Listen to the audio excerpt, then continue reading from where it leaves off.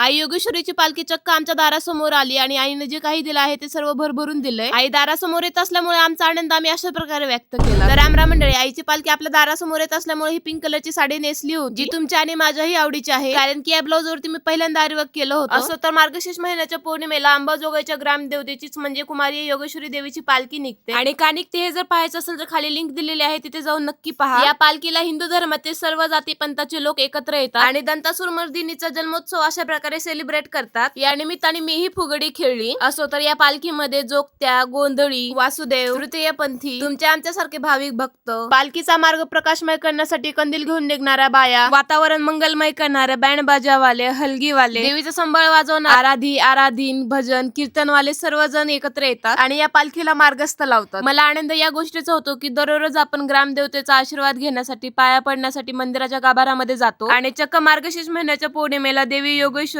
आशीर्वाद देण्यासाठी दारात येते. बस आणखीन काय पाहिजे. आई योगेश्वरीला हळदी कुंकू लावून तिची खणा नारळाने ओटी भरली. वर्षातून 2 वेळा आई योगेश्वरीची पालखी निघते. दसऱ्यामध्ये गावच्या वेशीवरून पालखी निघते आणि मार्गशीर्ष महिन्यामध्ये गावातून निघते. आतापर्यंत आईला कधी काही मागितलं नाही, कारण की तिने न मागताच मला खूप काही दिलंय. तर तुमच्याही ग्रामदेवतेचं नाव कमेंट बॉक्स मध्ये सांगायला विसरू नका आणि हिला मार्गस्थ लावण्यासाठी मीही 2-4 पावलं चालली.